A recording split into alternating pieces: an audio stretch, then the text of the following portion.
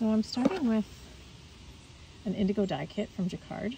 It's got everything that you need in there. It's amazing, including all the little pieces, the elastic bands, gloves, everything. I got this at my local art shop for about, I don't know, 16 bucks. And it says that it dyes more than 15 shirts. So here we go. We're going to start by following the directions and mixing in the indigo, which is, this is really hot water from the tap. It doesn't look beautiful. We're out in the country, so not all water is perfectly clear. And then we're going to mix that in with a long stick. Then I'm going to mix in the other ingredients from the kit, the soda ash. I don't know what it all does, but you can look it up on the internet. And this is sodium hydrosulfite. Wear a mask when you're doing this if you don't want to breathe this in. We're doing it outside. Look at it bubble. Okay, so I'm going to quickly mix that in. And mixing it in means both directions. So stirring it until it's dissolved. Sorry for my camera work by myself. It's hard to do. So stirring it both clockwise and counterclockwise, and then getting it going the other way. You don't want to slosh it around too much because it's all about exposure to air. The blue from the indigo actually oxidizes and gets bluer as it's exposed to air. You'll see it's actually kind of a green color right now, but as it gets more exposed to air, you will see it turn dark blue, which is a really awesome, amazing thing to witness. So I'm just going to stir this for a little bit more, and then I'm going to cover it right up as much as I can with saran wrap and a lid so that I'm blocking out as much air as possible. And then we're going to let that sit for about 30 minutes before we do any of our dyeing. So in order to create the tie-dye in all the various beautiful patterns that Shibori is famous for, we have to start with 100% natural fabric. So that means cotton, linen, rayon, or wool, silk also. Anything that's 100% naturally based will work. Polyester and things like that won't work because indigo is a natural dye. It comes from plants, and it won't work on things that come from other sources. So start with nice, clean, 100% cotton or 100% natural fabric. And you're going to need some things like elastics or string. I have a few rocks here that you can use to create some patterns. And I also have some flat pieces of wood. I've also used cardboard. That's fine too. You can grab some popsicle sticks or paper clips or anything that you think will create some pressure and stop the dye from getting in between layers. That's basically the way it works. So one of the ways to start with a basic shibori pattern, which is often kind of grid-like and very symmetrical, is to start with an accordion fold, which is basically just taking your fabric, and it should be flatter than this, but just folding it back and forth, creating a nice fold like that. Just trying to show you the best that I can on camera so that you've got a bunch of even layers there. And then you can fold it in and then over. Do that more evenly. And then back on itself. And that's just a good start. And you could put some popsicle sticks across there and create some space. Or you can even just take these elastic bands we don't know what this is going to look like. We have a kind of an idea, but that's part of the joy. The tighter you put your elastic bands on, the more white there's going to be. So everywhere these pieces of fabric are tightly bound together, that's going to stay white.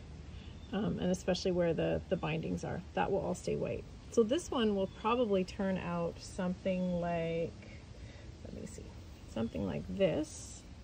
So with this nice subtle kind of grid that reflects the accordion folds. Another really easy, simple one to do, this is kind of classic tie-dye, is to just gather your fabric in the center and then create a little ball there. And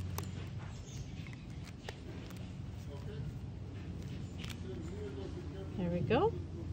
Over and over. Go down a little bit further.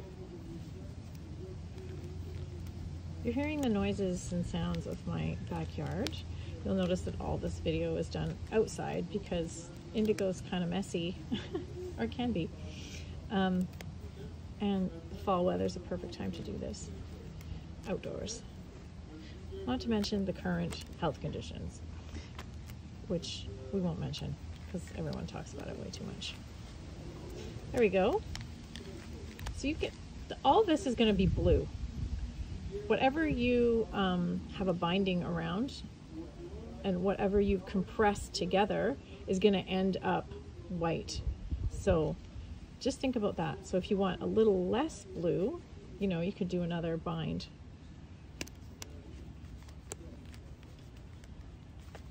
And again, the beauty of this is the kind of randomness.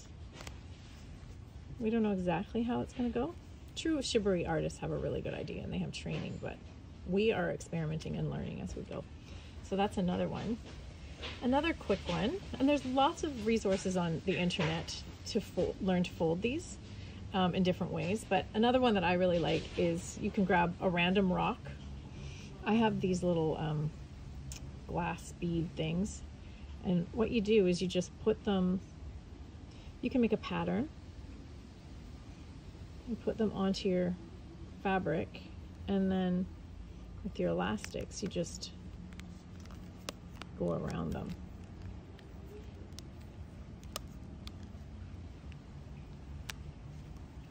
And that will create, it will create a ring around where you put that. And so you can make a whole pattern. And I'll show you what that, I did something like that before, and I'll show you what it looks like, what it ends up looking like. So, you know, the thing is, while your vat is processing, after you've mixed it all up, this is the time to do your folds. And, you know, take your time with this. You can do very elaborate folds and patterns. You can do combinations of different things, but it's a lot of fun to experiment and just figure out as you go. And that's why it's nice to have lots of different pieces of fabric or t-shirts and just be open to what is going to come out of this. So you can do lots and lots and lots of these. On this piece of fabric, it's big, so you can do lots. Here's an example of this same technique. That's what I ended up with after I did this technique of wrapping the stones in with the elastics, and I ended up with that. So you could do it more symmetrically, or, and then with this one, like I said, this is kind of the classic tie-dye spiral. That's what it ends up looking like, more or less, you know. And this one I twisted it, so there's a lot more white. And when I did this one, I didn't twist it as much. And so what I'm hoping is that it's not going to be as white. There's going to be more blue. So those are just a few really easy, super easy techniques and patterns that you can try yourself when you have your own indigo vat. Now that you've done your folding, it's time to put them into the indigo vat. But just before you do put them into the indigo vat, you're going to want to give them a quick dip in some water just so that the fabric is damp. Once you put them into the indigo vat, make sure that they are fully submersed, and you're going to want to stir it up just a little bit and then close it up. Again, you don't want to introduce air into the vat, so close it up and wait 2 or 3 minutes. You can wait a little longer if you want, just to get it fully immersed and get as much indigo between those folds as you can. And then once you've done that, you just take it out carefully. And you're going to let them sit and oxidize in the air for about 20 minutes after that. I'm here with my friend who's 9 years old. Okay, we just took this stuff out of the vat, and kind of a pale green, you can see, but it's getting darker and darker. We're going to leave this out for about 20 minutes. And we're going to see how much darker it gets. And then after about 20 minutes, we'll decide whether we want it to be darker or not. And if we want it to be darker, we'll put it in the vat again. Okay, so this is just a few minutes later, and you can see how much darker it's gotten already. And all those parts that are kind of green, they will also go darker. Like a kind of light blue, probably, if we washed it off now. So we've dipped our indigo pieces a few different times now, a couple times, to get them to the color that we really like, the depth of color that we like, and we've let it oxidize. We've let it sit out for a good 20 minutes, 30 minutes, or an hour, depending on how long you want to do that. And then we're ready to unbind the pieces. So what that means is, this next step is we're going to cut all of the elastics off, all of the string or whatever pieces, you're just going to take all of that stuff off. Carefully remove it all. Careful, because it can spray on you. Nice. Oh yeah.